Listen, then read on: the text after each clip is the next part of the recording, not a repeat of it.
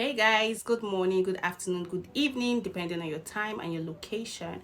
So in this video, I want to share with you partly how the first time I saw a man masturbating against my wish, trust me. So apparently I was in second year in school, I was in my hostel sitting on my bed, and I looked through the window and I saw a man on a bike, a full grown man on a bike. He was doing his thing, he was masturbating. So out of shock I shouted Jesus, and when I did, my roommates rushed. They came to see what was going on, and they say, life is this man. They heard that whenever the man is just going, whenever he's walking about and he feels the urge to masturbate, he parks his bike, sits on it, does his thing, then continues his journey. Mind you, this is a school environment, like it's a school setting, it's a university setting, so you know that people are obviously walking about and all of that, but the man does not care who is looking at him. Once the urge comes, as I heard, he does his thing and continues his journey.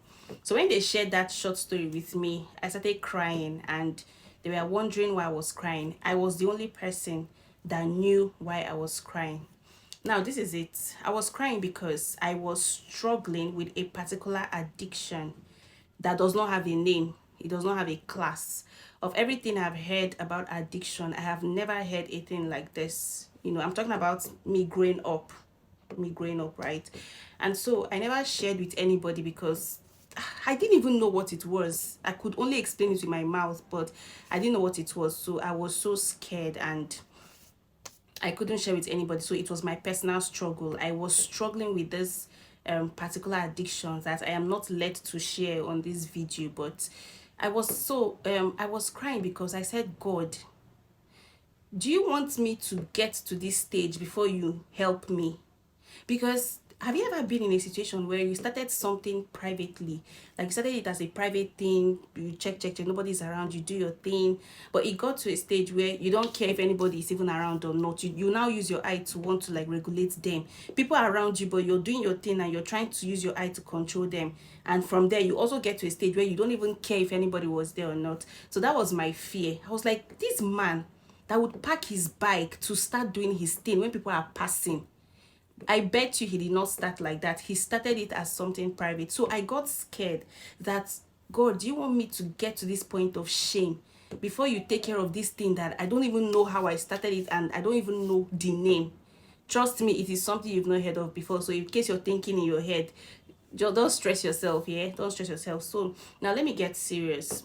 What is an addiction? Because I know that what comes to your mind when you hear addiction is drug, is masturbation, is pornography, is fornication. That is what comes to your mind when you hear the word addiction. But on this video, I'm going to show you that you are addicted to so many things that you don't even know that what you're practicing is as a result of addiction. An addiction is something you do or something that you are pulled to, something that pulls you, something you do habitually, consistently, unavoidably. You can't but do these things. Even when they have negative consequences, you can't but do them. So sometimes or most times you are aware of the negative consequences, but you are helpless. You can't help yourself. That is an addiction. So going by this description, you can see that a lot of people are addicted to their phones, a lot of people are addicted to food, a lot of people are addicted to greed, selfishness, bitterness. There are people that they can't stay where there is something nice being said about someone. They are always bitter. They carry bitterness as a badge.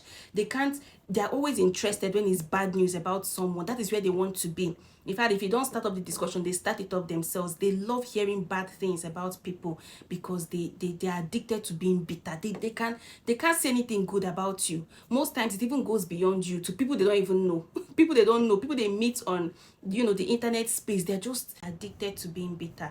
There are a lot of people that are addicted to needing human validation. So they eat and they sleep and they breathe on human validation. They don't even mind paying you for it. They need your validation. They need your good report. They need you to be always happy with them. They just need validation to basically exist. The people that are addicted to sex, you already know. The people that are addicted to fame, they can do anything for fame. Anything means anything. There are people that are addicted to gambling, addicted to wanting to belong. They want to belong.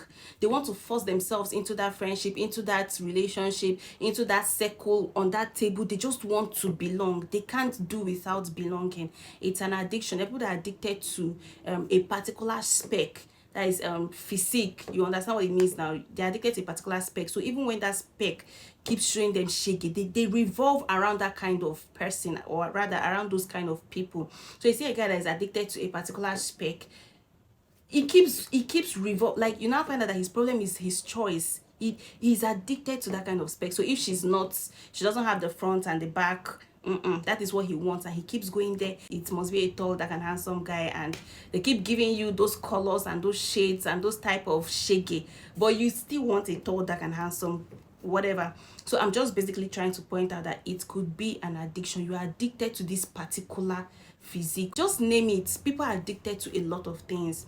And you see, the thing about addiction, right? Addiction is a form of worship. Addiction is idolatry, and the aim of, in fact, the end point of every addiction is to ruin your life, is to destroy you. That is where every addiction, that is where it is taking you to destruction. I bet you. This video is going to be into 3 series. This first one right now, the second one, I'm going to be talking about the consequence of addiction, and in the last video I'm going to be talking about how to overcome addiction easily, swiftly. Yeah, but in this video I just want us to talk about what addiction actually is. So stay tuned on this 3 packed series. Don't change the dial. So I was saying that addiction is a form of idolatry, is a form of worship. You're worshiping something else, and you might be wondering how. Remember that idolatry is worshiping any other thing that is not God. The Bible said, thou shalt worship the Lord your God, and you shall not have any other God aside him. The reason addiction is a form of idolatry, or is a form of worship to something else, is because this thing controls how you think. It controls your life, it controls your time, your attention, it controls you. And anything that has that level of control over you is a god over you. The Bible said that you shall worship the Lord your God with all your heart, all your soul, all your body. Yes, so the totality of you is meant to serve God. When the totality of you is no longer serving God, it is serving something else, because there is no vacuum in spirit. It's either you're hot or you're cold. You already know that, right? So those of you that are into deep addictions, let me use what's it called, maybe watching pornography as an example, or masturbation. You will agree with me that once the urge comes like this, it's as if it just summons you. It's as if it just calls your name, like, oh yeah, you drop whatever you're doing and you answer that call. You want to satisfy that urge. I even hear people say that when they are praying and the urge comes, they pause the prayer and do their thing and go back. People say that once maybe they are cooking, they are reading, once that distraction comes, that is the meaning of idolatry. This thing comes for you and you obey. The Bible also said that to whom you yield yourself to obey, that thing is your master. You are servant to whatsoever you yield yourself to obey. I think another translation says whatever overcomes you is your master. So anything that has the power, no matter how little, to control you, to enact government on you, to dictate for you, to tell you what to do and you do it, is a god. Yes, is a god. See, my first step to getting free from addiction was when I understood. In fact, let me save this for my next video, right? But I want to let you know that every addiction started out as something little you trivialized, something you belittled, something that didn't even look like it. That is how every addiction started. And I'm going to talk about this in my next video. Make sure you don't miss it. So until my next video,